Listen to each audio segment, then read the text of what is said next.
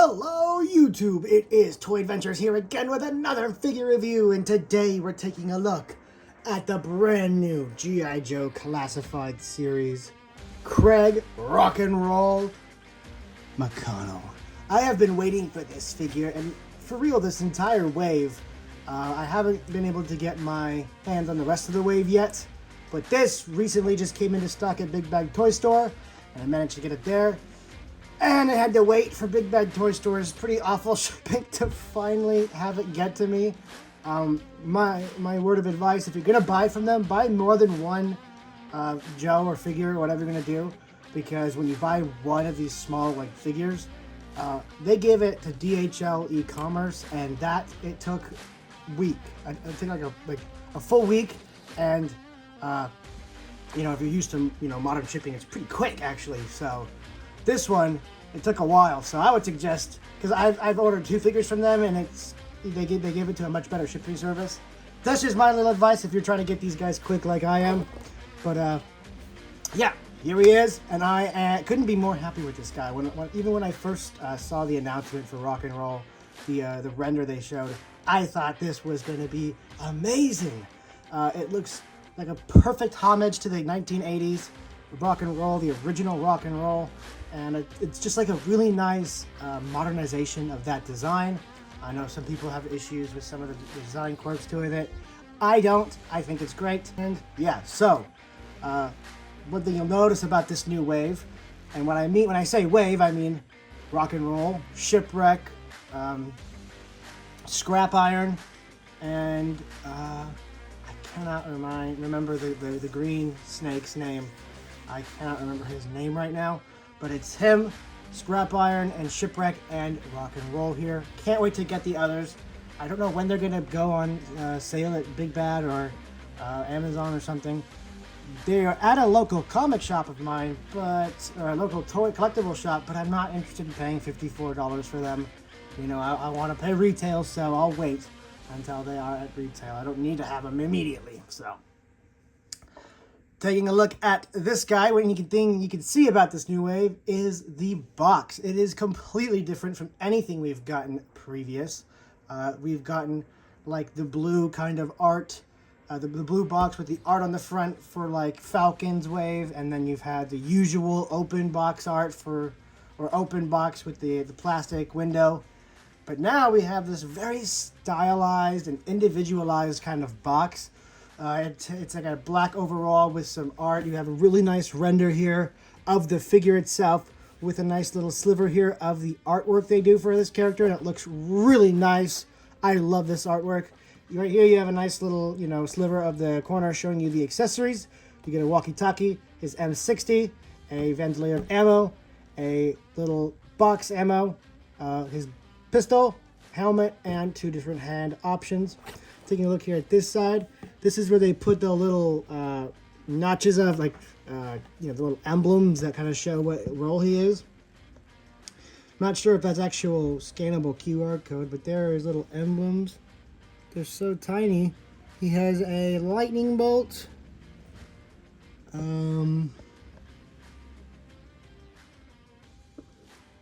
am not sure. I see a dumbbell and I think a cannon. Let's just say he's suppressive fire because he's got the M60 and the belt of ammo. But you got the 71 because he's 71 in the line. Another nice little tactical camera type look at the art. Taking a look here at the back, it shows you a nice look at the figure and all of its accessories. No bio still. And then it shows you he's got tattoos. He's got the ammo bandolier strapped around his chest. Very cool, very cool. Taking a look here at the side, you have a really nice image of the art and the number. This is something I've wondered why they haven't done since the beginning. People want to, when they put the boxes on their shelf, maybe in like a bookshelf style, they want usually to have the art because the artwork is really nice. They'll have the numbers because then they can put it in numerical order. This allows you to do both. And it's just a nice quality of life. And I really hope this becomes the new standard throughout the line for the entire line, because it just makes things really nice and really aesthetically pleasing. So that is pretty much it for the box.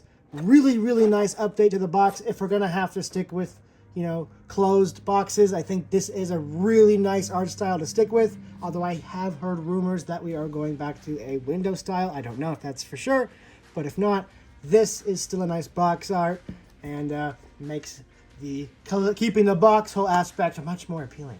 But let's get him out of the box and see how he really is. And here's Rock and Roll and his full loadout. Now, I have to preface something before we get the review on. I am missing a single accessory, and it is the smallest and most, quite frankly, irrelevant of all of them. I've had this figure open for a few days now, and somehow I've managed to have missing the tiny little piece of ammo that clips into the box. You see that tiny little strip right there that clips into the box, the ammo box? That has gone missing, and I have not been able to find it anywhere. I also happened to lose my wallet, so it's just been kind of a forgetful week for me, I guess.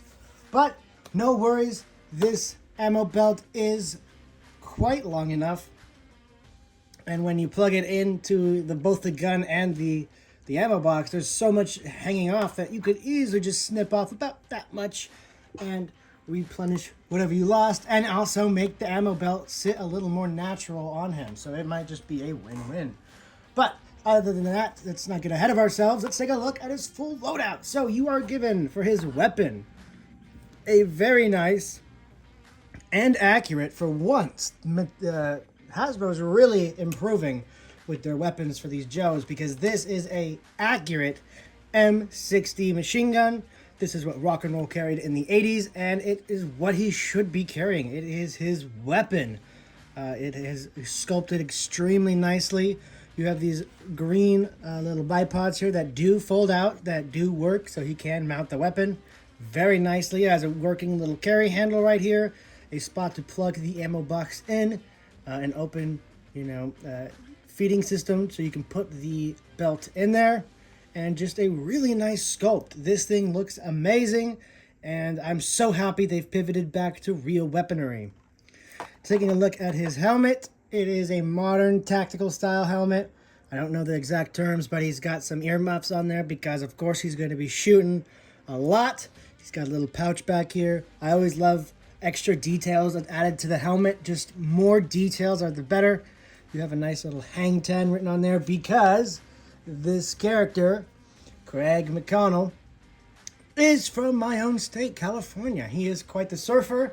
He's a bodybuilder and loves rock and roll. So, hence the name, Rock and Roll. You can even tell just by looking at his face. He's got that surfer beard. He is the nautical type. So, really cool character. This was a favorite back in the 80s for a lot of people, and now this figure is becoming a lot of people's favorite for the classified line just because of how cool this guy looks all geared up. So, other than his helmet, you also get a nice little radio that he can probably, call in for reinforcements or whatnot. Not too much detail on this little thing. It's just this tiny little thing with some brown and green on it and black for the screen. Just enough detail to get across. You get his pistol. I'm not sure what type of pistol this is. I know it's a real one, but I'm not exactly sure the type. But I opted to give him instead a Valaverse 1911. But for the review's sake, we're going to keep him with his original pistol. You get, of course, the ammo box, and as you can see, mine doesn't have a little ammo thing in there. And you get two different hands.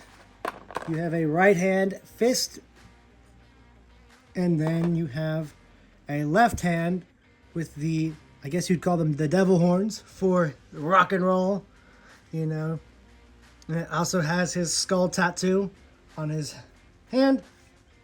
And that can do a pretty cool little thing I'll show in a bit once we get him all armored up. And then, of course, you get the ammo belt. Other than that, you also get Rock and Roll himself. And let's take a closer look at Rock and Roll before we armor him up.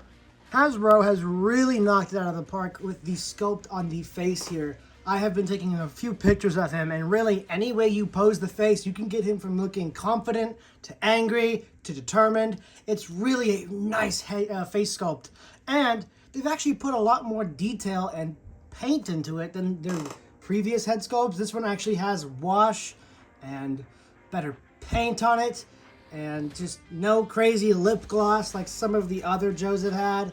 It's just really nicely done, and I would put this up there with, you know, Major Blood and Outback in some of the best head sculpts we've gotten in the classified wave, and we've gotten some great head sculpts. I just really like this.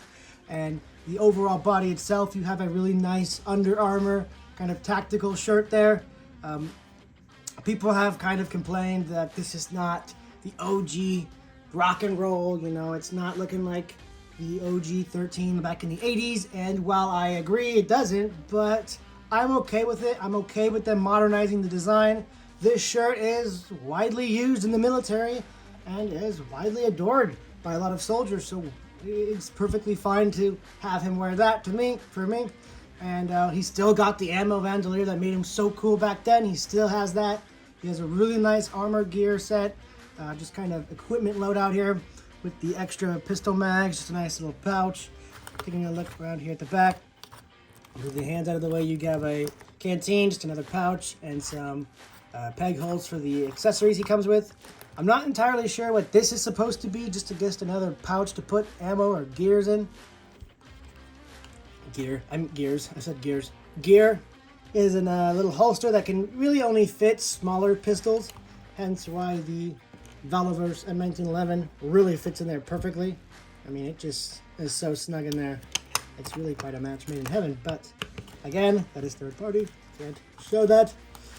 Then, his tattoos. These are another point of contention for a lot of people. You either love them or you hate them.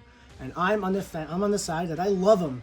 I just like any extra paint detail and really intricate detail on figures, and this is super nice. It is really intricately done there, really nicely applied. Here, other arm, just really cool, and it comes off really tough looking to me, at least. I love it. I know people think it kind of makes the figure busy, and I can totally see that too. But for my personal opinion, I think it just makes him look even more intricate. There's more details, more to the character, and it really it just fits him. I really like it. Moving on here to his shoes, they've finally gotten out of the realm of putting the Fortnite shin guards on there. He does have some type of shin padding there, but these just kind of look more like tanker boots, if anything. I really like them. They fit, and I don't think I need to switch them. I have, of course, after this review, I'm going to touch this guy up, just add some paint detailing where I can. You know, just add some of that, and then put a flat coat on him to make him look a little more realistic. And then he'll be perfect. But this is just rock and roll in his base form.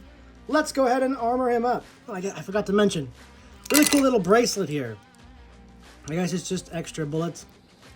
They attempted to paint them in, but they are painted in pretty poorly, so obviously when I go in and paint this guy up, I'm going to be doing all of these. And then a little black for the mags, all kinds of cool things. I love to touch up my Joes, and I know if you guys watch the toy videos I make with them, you have seen my work. And if you watch the reels, I show a couple of them on the reels. Not even half of the ones I make are shown on reels, but I really need to do more. Anyway, let's armor up rock and roll. First things first, let's get his helmet on. That just fits on really nicely. I see people complaining that it's a gummy helmet, da-da-da-da-da. And while that was a really big issue for Dusty with it not being able to stay on, nicely, this one stays on perfectly fine, like with no issue, and it looks great on there. I really don't see an issue with it. And if you have an issue with it not fitting right, just kind of squeeze it and maybe keep it clamped there for a while, and then it'll just fit tighter on his head if you really need that, So I don't really see a problem with the gummy helmet. Most of their helmets have been gummy up to this point, and 99% of them have been just fine, other than really just Dusty's. Dusty's was pretty bad. And this thing is pretty dynamic because you can either have it clipped into the gun. Now this is where you would need the little ammo piece coming out. These two little flat and round peg here plug into the ports on the side of the M60. If you want to have it with this traditional box mag that most people would use with this, that's why I'm going to clip just a little bit of this ammo belt to go in there so I can have that again. I don't know where it went. Or there's the bigger peg on the back, and that plugs right there into the hip fairly nicely. His radio or walkie-talkie fits back here on this little port. Bada boom, really nice and easy. Pistol obviously just fits right there in his holster. And before we give him his gun, let's go ahead and show off his extra hands, because those are technically accessories that are very important to this figure. We just pop off his left hand, put on the extra rock and roll hand, and now you can have him one-handing the M60 while giving the devil horns and giving Cobra the what for. Also, I've seen people do this as well, kind of like how the Joker does it. The Jared Leto does. The Jared Leto Joker does that little hand in front of the mouth thing. Rock and Roll can do it too, and it looks arguably a lot cooler. So that's really nice. Of course, you just take the M60, plug it into his hand, real easy. I like to tuck it under his shoulder, just like that. Of course, this stand does not come with it. This is a stand I got from one of the retro figures. Sadly, it does not come with it. These figures really should come with stands, though. Joe's before them did. I don't know why these ones don't. And the retro ones do. Why don't these ones do? Why don't the classifieds come with stands? And you just have to feed this in here. I don't know which way, whichever way is most comfortable. You could do it either facing either direction. And as you can see, it is really long and kind of just wants to fling up. There's no weight to it to hold it down, so it being super long is more of an annoyance because it just wants to float up and look super unnatural. So what I always do is I put it either under the arm or around the arm to kind of make it look like it's draped over his bicep. Or I'll tuck it under here. You know, anything to make this thing look a little, I'll tuck it underneath the little box just so it looks like it's draped and not just floating in the air, you know what I mean? So, really, really cool. Love this. It doesn't stay in very well, like there's nothing really holding the bullets in. It's a pretty huge hole, so they just feed through super easy, and it's kind of obnoxious because whenever you pose it, it's going to pull out either from there, or it's going to pull this out, or it's going to pull the whole box out. It's a little tough, but of course these are adult figures, so just have a little patience when you're posing, and you can really get some awesome poses out of this guy. Give him back his gun holding hand so he can shoulder the weapon. And of course, because he has no vest or any kind of gear blocking his shoulder joints, he arguably has some of the best articulation out of the Joe team, because there's nothing hindering his arms. And that brings us into the next section. Now, before we get into articulation, because that is the next section, I want to interject. The one thing I think this guy's missing is a backpack, but I have bought a ton of those Tiger Force Duke and Ram cycles when they were on sale. So I have quite a few of these backpacks lying around. And if you just plug this in, it really completes the figure, in my opinion. I think that looks way better. Just adding a backpack really helps figures a lot of the time. And seeing as this figure is on sale, the Tiger Force Duke, some of you should have an extra couple backpacks maybe lying around if you hopped on that sale. If not, maybe invest in the Gridiron backpack that has the ammo feeding into the gun. That's really cool, but I thought that might be a little much for rock and roll. That's more of a roadblock thing. Anyway, on to articulation. As I said before, because he has no kind of webbing gear or vest that might hinder his butterfly joints, Rock and Roll is one of the much more articulated Joes. Even Stalker, who has a mostly open chest, has those suspenders coming down his shoulders that kind of hinder him a bit, but not Rock and Roll. These Vandaliers are completely out of the way, so his articulation is uninhibited. But of course, we're going to start at the head. He has a ball joint here at the head that allows for a ton of movement. And here at the base of the neck, it's also a ball joint, so looking up is no issue. This is really important for those prone mounted M60 poses. You can also look down pretty good. Very nice. Of course, 360-degree rotation, and also on the base of the neck. Moving down here to the arms, You have butterfly joints that can move in and out very nicely. It's hard to show it on camera, but you know, you do get quite a bit of motion in that. And of course, hinges out up to there, just a bit above being T-posing. And they can go just about almost down to his sides. He's got a little mom tattoo right there. Bicep swivel, of course. Then he's got double jointed elbows. The hinge, up and down hinge at the trigger finger, my favorite. And of course, the 360-degree rotation. Da-da-da-da. Really nice ab crunch. Allows for plenty of movement. Rotation here at the waist. 360 degrees. Stuff kind of falls off his belt when you mess with it a lot. Moving down into the legs, they can kick out quite a bit. The gear gets in the way a little bit. Of course, he's got, expect about that bit. Bicep swivel, gotta have that. Gotta have pinless, double jointed knees. This is the future. Really nice bend in those.